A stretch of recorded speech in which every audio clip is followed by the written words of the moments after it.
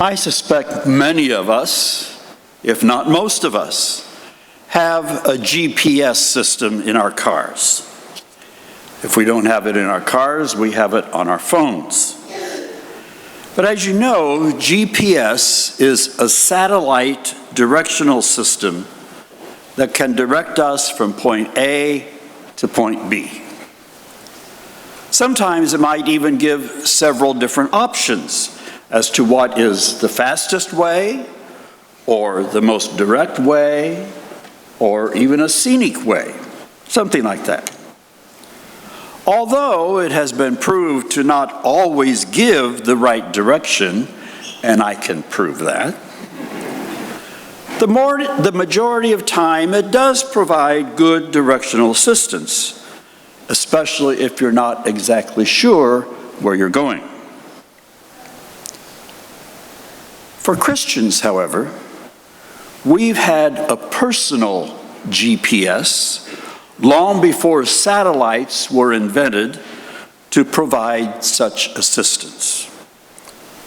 That personal GPS that we have is none other than Jesus Christ, who proclaimed in the gospel reading today that he is the way, the truth, and the life.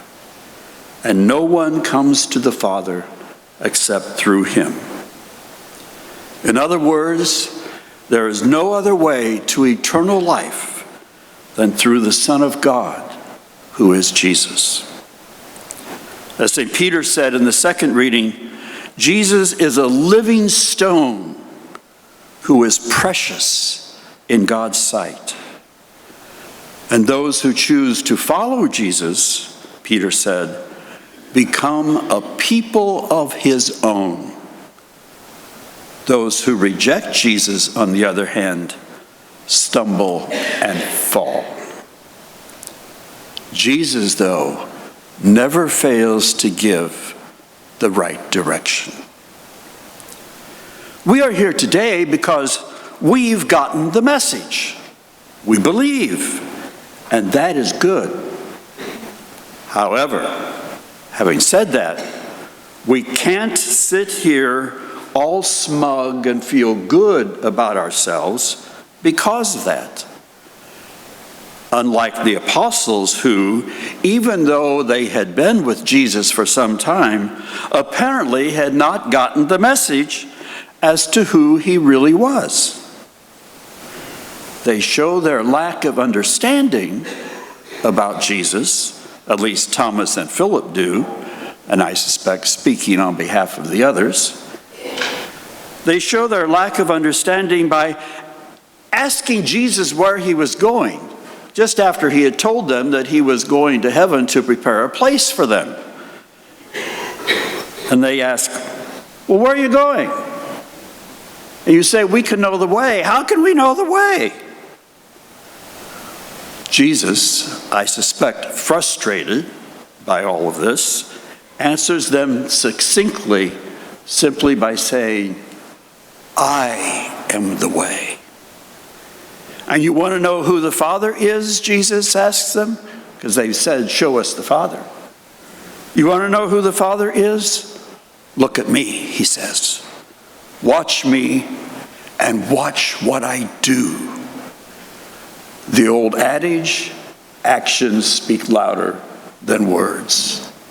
If you don't believe what I say, watch what I do. Then, Jesus says, you will understand. And my friends, Jesus continues to make those same statements to us today. Why? We're here after all. We believe. He makes those same statements to us today because sometimes by our actions, we show that we haven't always gotten the message. Or maybe we have gotten the message, but nonetheless we still choose to go our own way and don't follow the directions Jesus has given us. We call this sin. We call this sin when we choose our own direction in life over what Jesus has said. we forget that He is the way. It's at these times that we ignore the GPS that Jesus provides for us, and we choose our own way instead.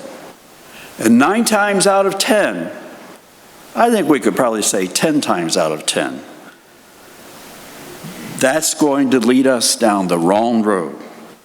The road that takes us not to the kingdom of heaven, but to a life of punishment. The choice is ours. What will we do then?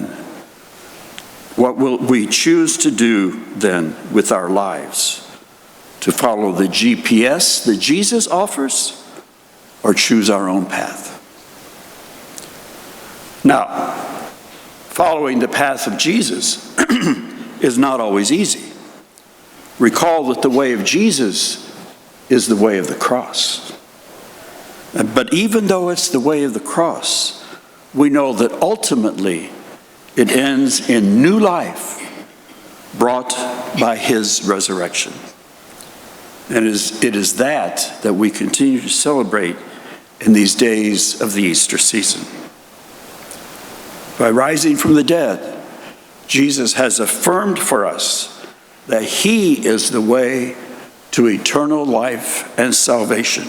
And furthermore, He gives us the assurance that He is always there and available to lead us, to guide us, and to direct us, because, as He said, Jesus is the way, the truth, and the life.